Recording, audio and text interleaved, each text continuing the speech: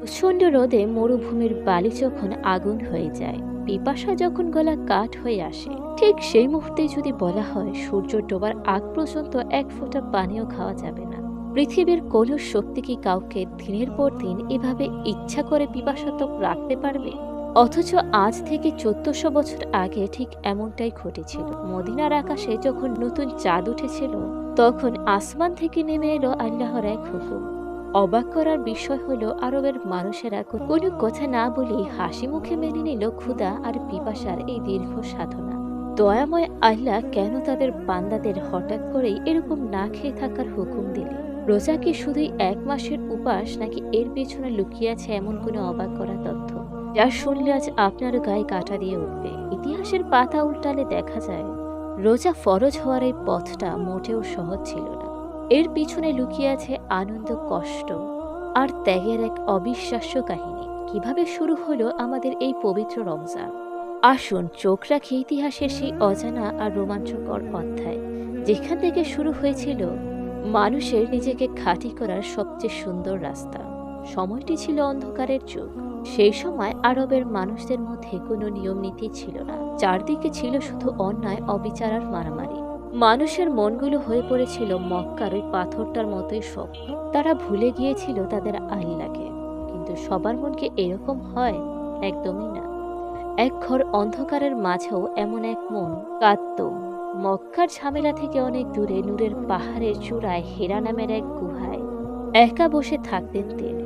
তিনি আমাদের প্রিয় নবী হযরত মুহাম্মদ সাল্লাল্লাহু আলাইহি ওয়াসাল্লাম। তিনি ভাবতেন, কে বানিয়েছে এই আকাশ, এই পাহাড়, এই তারা ভরা রাত? তিনি সত্যকে খুঁজতেন। দিনের পর দিন, রাতের পর রাত তিনি সেখানে ধ্যান করতেন। আর অন্তর চাইতো এমন একটি আলো যা পথ দেখাবে পুরো পৃথিবীকে।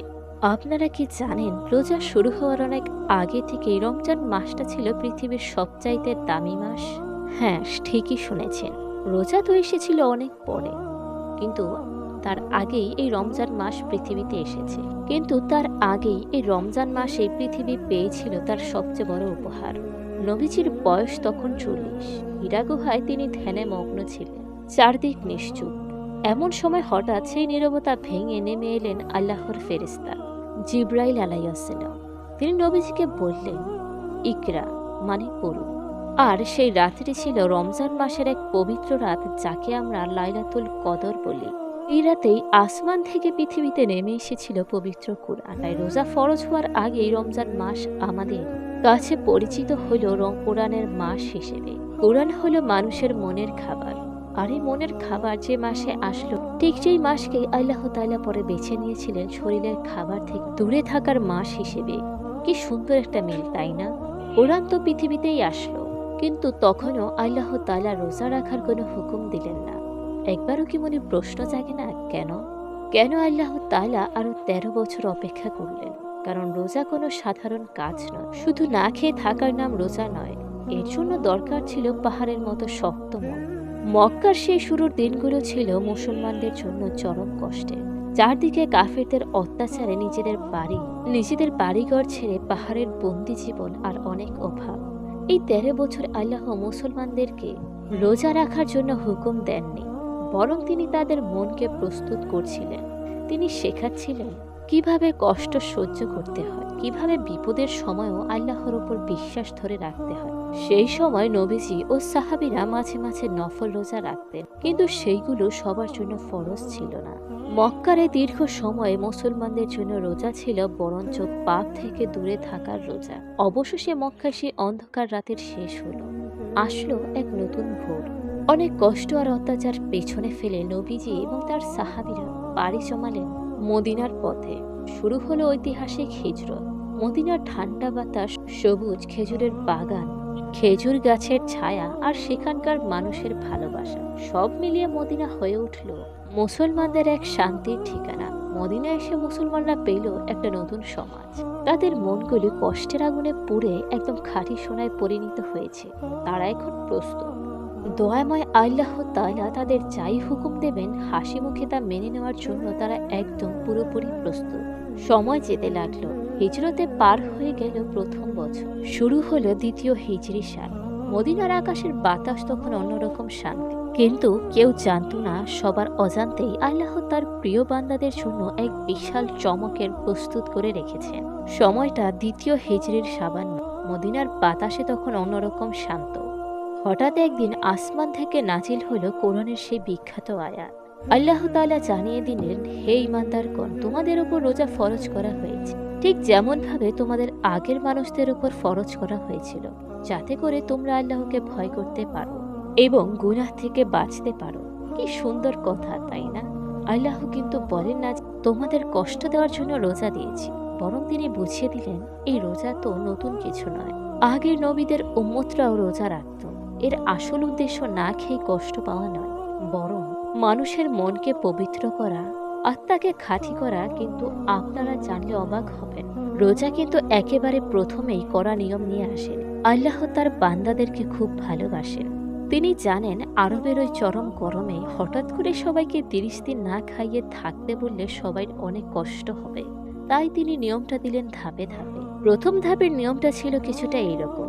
আল্লাহ তাআলা বললেন, যারা রোজা রাখতে পারবে তারা রোজা রাখবে, আর যাদের অনেক কষ্ট হবে তারা রোজার বদলে একজন গরিব মানুষকে পেট ভরে খাইয়ে দেবে। হ্যাঁ, ঠিকই শুনেছেন, শুরুতে এটাই নিয়ম ছিল।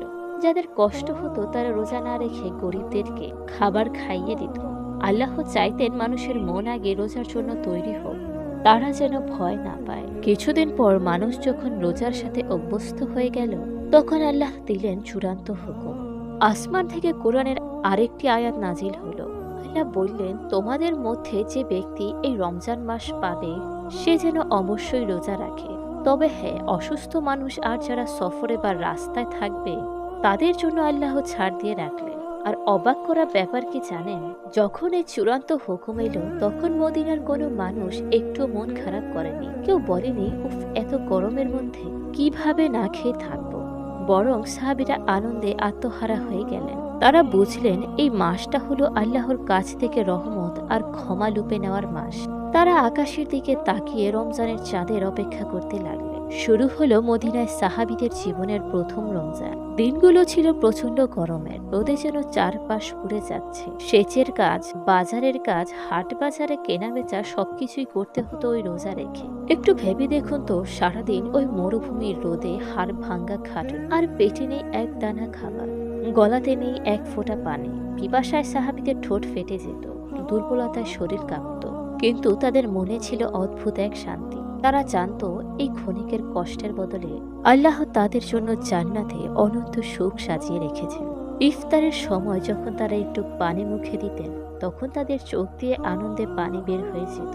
তারা অনুভব করতেন আল্লাহর জন্য কষ্ট করার মাঝে যে কি মধুর আনন্দ লুকিয়ে আছে। সবাই ভেবেছিল প্রথম রমজানটা হয়তো এভাবেই শান্তিতে কেটে যাবে, কিন্তু আল্লাহ তাআলা তার সবচেয়ে প্রিয় বান্দাদের জন্য অন্যরকম এক পরীক্ষার ব্যবস্থা করে রেখেছে। প্রথম রমজান মাসের মাত্র 17 দিন পার হয়েছিল। সাহাবীরা এমনি রোজা রেখে অনেক দুর্বল। ঠিক সেই সময় মদিনায় খবর আসলো, মক্কা থেকে কাফেরদের এক বিশাল সেনাদল অস্ত্র শস্ত্র নিয়ে মদিনার দিকে ধেয়ে আসছে। কাফেরদের সৈন্য সংখ্যা 1000 আর মুসলমানদের সৈন্য সংখ্যা মাত্র 313 জন সাহাবী। তার উপর সবাই রোজাদার। কি হবে এখন? ওই প্রচন্ড গরমে রোজা রেখে খালি পেটে সাহাবীরা কিভাবে ওই সেনাদের সামনে দাঁড়াবেন? এই রমজানে কি শেষ হয়ে যাবে মদিনায় মুসলমানদের অস্তিত্ব, নাকি রোজা রাখার ওই ক্লান্ত শরীরগুলোর মধ্যে লুকিয়েছিল এমন কোনো ঐশী শক্তি যা কিনা পুরো ইতিহাসকে বদলে দেবে? 17ই রমজান, বদরের পর, বদরের প্রান্তর। একদিকে হাজারো কাফেরদের বিশাল বাহিনী, তাদের হাতে দামি দামি সব অস্ত্র। অন্যদিকে মাত্র 313 জন সাহাবী সারাদিন রোজা রাখার কারণে তাদের পেট খালি, গলা শুকিয়ে কাঠ। একবার ভাবুন তো, এই প্রচন্ড গরমে খালি পেটে মানুষ তো ঠিকমতো দাঁড়াতেই পারে না, আর তারা এসেছে যুদ্ধ করতে। সবাই ভেবেছিল আজ হয়তো মদিনার মুসলমানদের নাম ও নিশান মুছে যাবে, কিন্তু না। কাফেররা জানতো না এই রোজাদার মানুষগুলোর ভিতরে যে ঈমানের আগুন জ্বলছে, যা পৃথিবীর কোনো অস্ত্র দিয়ে নেভানো সম্ভব নয়। রোজা তাদের শরীরকে দুর্বল করেছিল ঠিকই, কিন্তু তাদের মনকে করে তুলেছিল লোহার চেয়েও শক্ত। শুরু হলো যুদ্ধ। ধুলায় অন্ধকার হয়ে গেল চারপাশ। ওই খালি পেটে রোদে পুড়ে সাহাবীরা যখন আল্লাহু আকবার বলে ঝাঁপিয়ে পড়লেন, তখন কাফেরদের বুক ভয়ে কেঁপে উঠল। আর আল্লাহ, তিনি কি আর রোজাদারদের বান্দাদের একা ছেড়ে দিবেন? কখনোই না।